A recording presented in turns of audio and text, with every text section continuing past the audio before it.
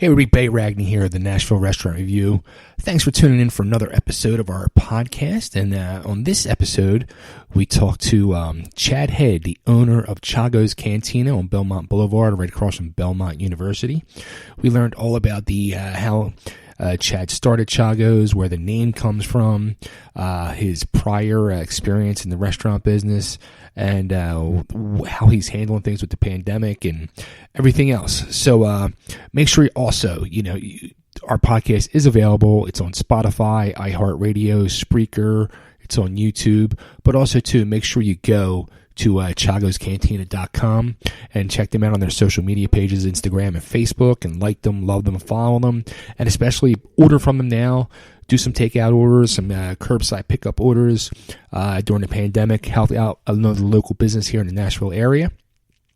And plus, they have amazing margaritas, which you can get too. So do that as well. And they have a contest going on right now for Cinco de Mayo that, you can be part of that and win a nice prize pack of food. So get on it. Chago's Cantina at Belmont Boulevard. Check them out. Say hey to Chad and tell him you heard the podcast. And yeah, let's do it. Let's not listen to me. Let's listen to myself and Chad. More importantly, let's listen to Chad. Chad, how you doing, man? I'm doing well. How are you? Good. Well, just to give you a heads up too.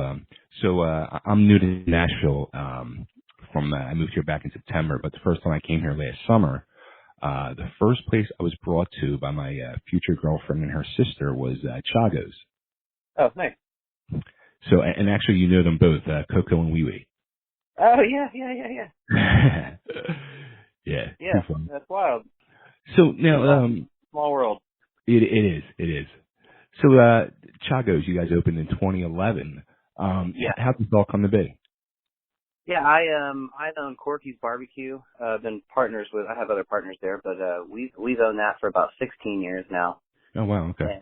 And I was working with my best friend, and he was awesome. Was kind of pushing me out, and I decided that it would be awesome if he took over that, and I went and did my own thing and started something else. So we had a few different concepts in mind, and I grew up out west in San Diego.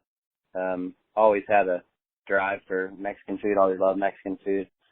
Grew up with a lady that watched over us a lot of the time, and she was Hispanic, and so she cooked a lot of food at home for us. And so anyways, yeah.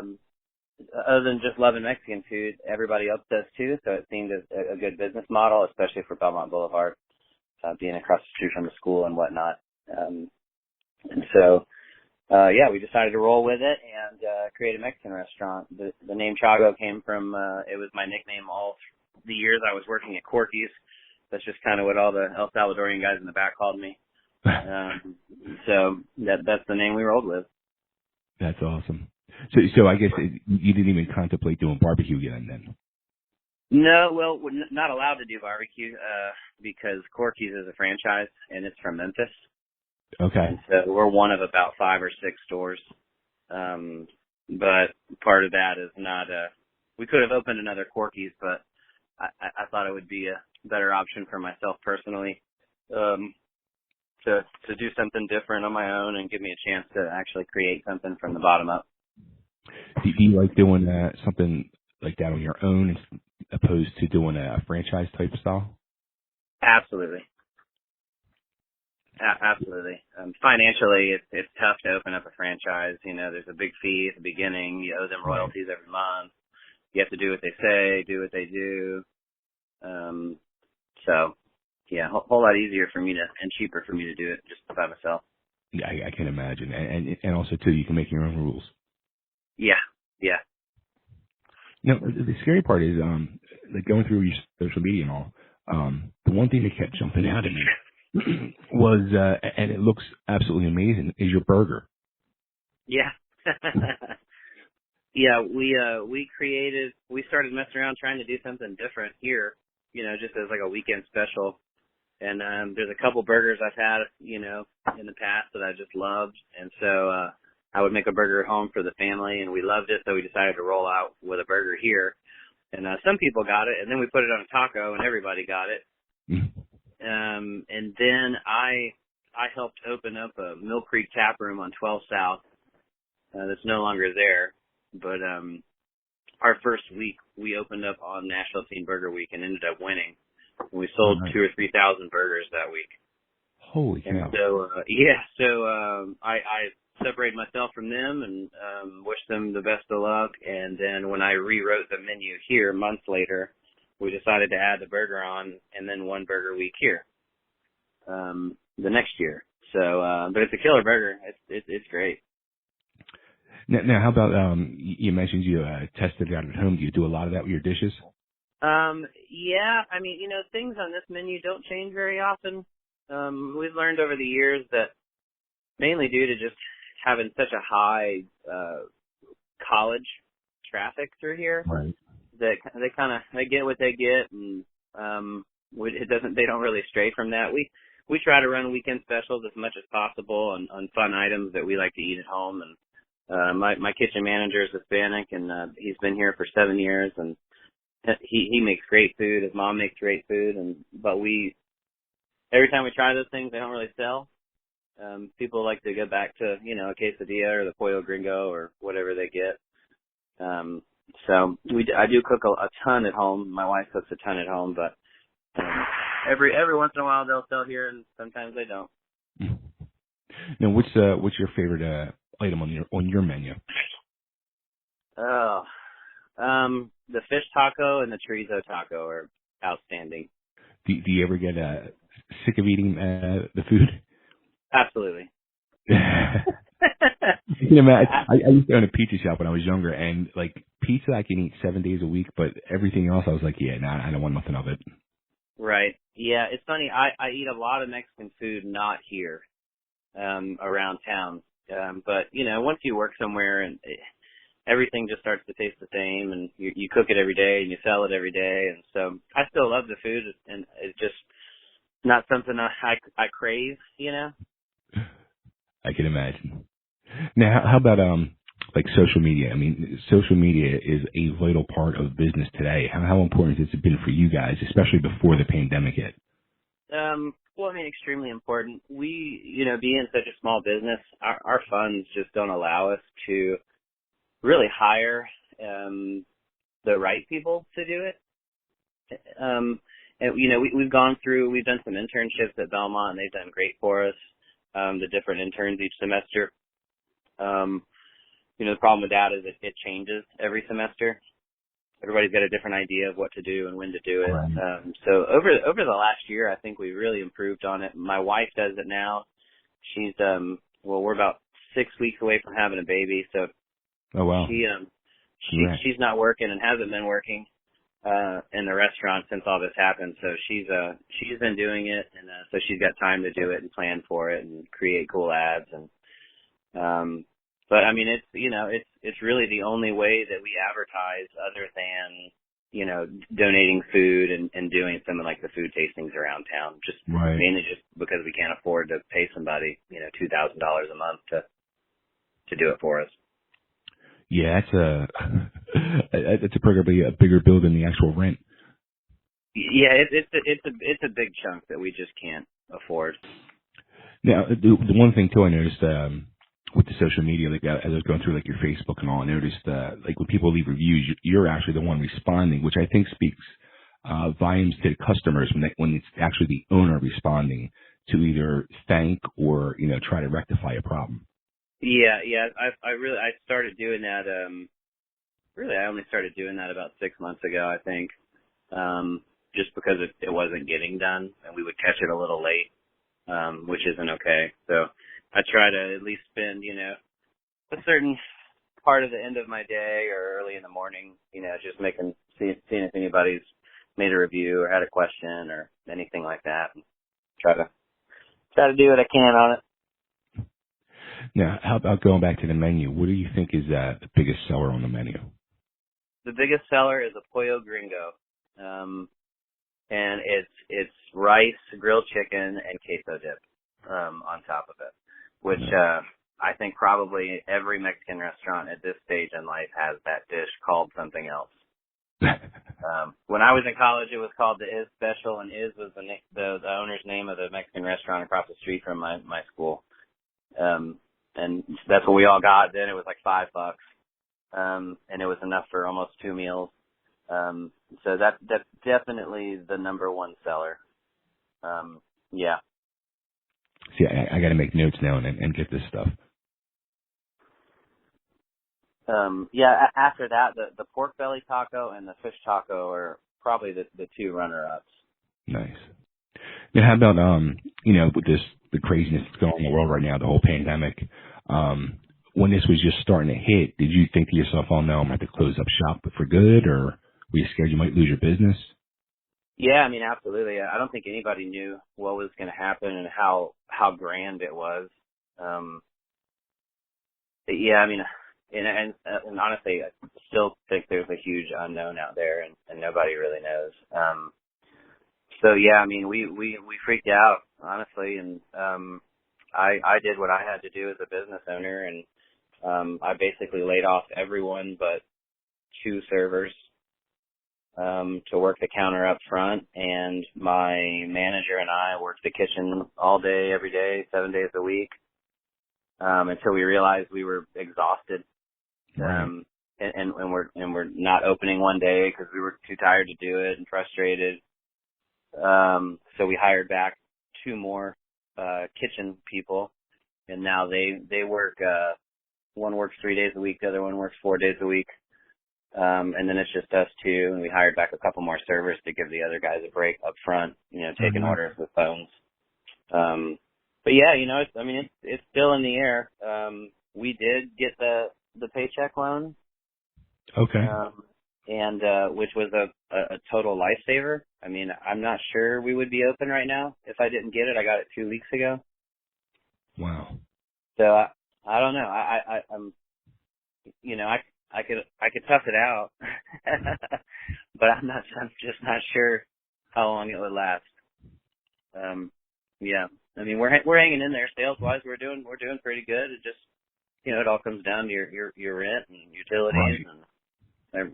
and everything, buying groceries. Sure. It's scary. It's so scary, everything that's going on right now. Yeah. Yeah, I remember when I saw, it might have been 2 or 3 weeks into this, you put up that you were able to bring back a couple employees. I was really excited and happy for you guys. Yeah.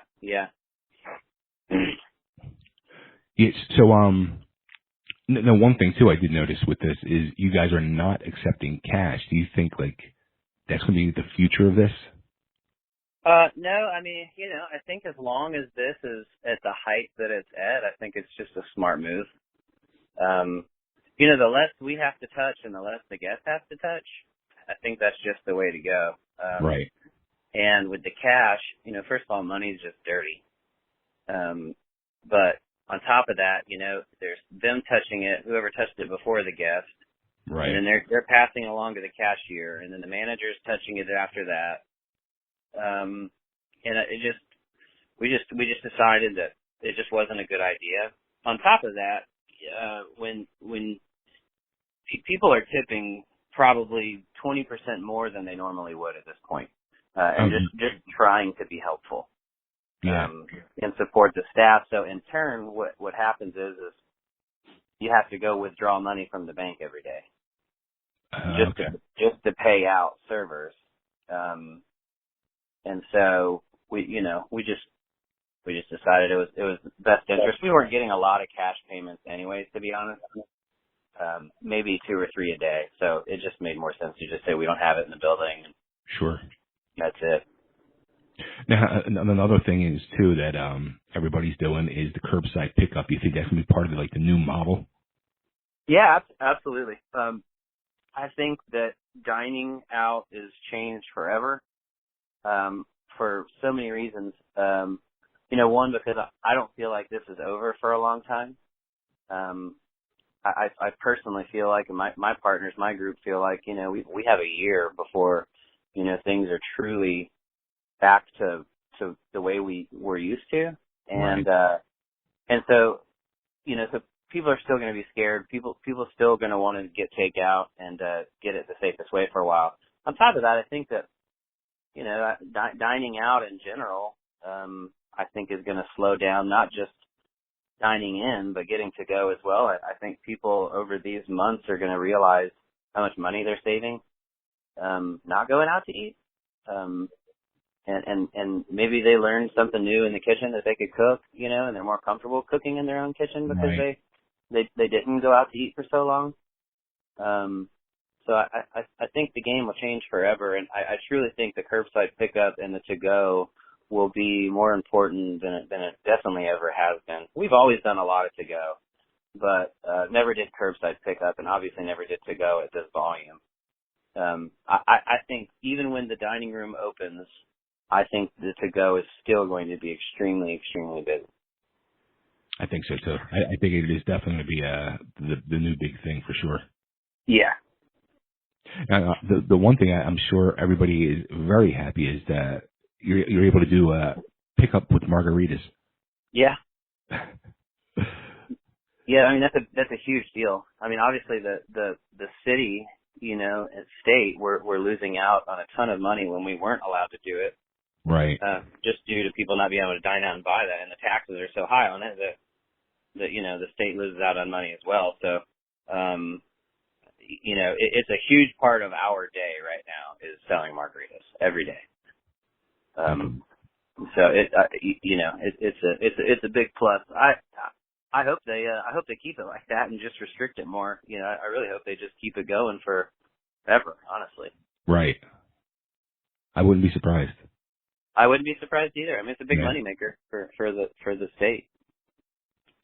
Now, you're also doing a big contest right now, a big Cinco de Mayo contest. You want to explain that to everybody? Yeah, basically we're trying to promote Cinco for one, but then just trying to get people to take pictures of, what we're seeing online is that people aren't eating out of their to-go boxes. If people are taking it out of the containers, putting it on their own plate or their own platter, in their own glass, and eating it as if they normally would at home, as if they cooked it, which I think is pretty cool. And so we're asking people to, take photos of it, post a few comments about it, and we're keeping track of the people that are doing that, and then we're going to pass out a big surprise kind of party pack, with margaritas, food, chips, dips, the whole shebang on Cinco de Mayo, and we'll announce that on Monday, and then they can come by and get it. Oh damn! People, come on! You have a chance to win margaritas. They need to get involved in that. Yeah. Yeah. Cool. So what is actually the best and easiest way for everybody to order right now? The best, it depends. We are not doing delivery. We use Uber Eats for delivery. So if you want it delivered, Uber Eats is a great way to get it. And it's easy to order it through the app. The best way, in my opinion, is, and I think it's the safest way, nothing against Uber Eats, but is just order on chagoscantina.com. There's a link that goes straight to our online ordering. You order there, it'll tell you the time, it captures your information. That way when you order again, you don't have to re-enter everything. But usually it's about 15, 20 minutes. The food comes out pretty quick here. So by the time you get here, it's typically ready. You can also order margaritas through that, and any specials that we're running on, happy hour margarita packs and things like that. We always welcome carryout. Carryout's great. We get a lot of that due to, just our location and, as you know, the amount of people that walk up and down this street on a daily basis. Yeah, it's amazing over there. So a lot of walking traffic. You can call it in, get carry out, but the safest best way is truly just to get it, through the web. That way it's a touchless deal. I don't have to touch your card and anything like that. I just hand you the bag and you're on your way. Nice. Cool. Well, anything else? How about the socials, Chad? You guys are on Instagram. You're on Facebook. Yeah, Instagram, Facebook, Twitter. More on Instagram than anything these days, but it's all linked up to Facebook, and Twitter I haven't paid too much attention to in a while, to be perfectly honest. But mainly Instagram and Facebook. Nice. Well, I want to thank you for doing this. It was great talking to you. Yeah, thank you, man. I appreciate it. Yeah, absolutely. And we'll be by soon, and I'll touch Coco and we say hello. Yeah, sounds good. Have a great rest of the week. Thanks, man. You too. All right. Bye. Bye.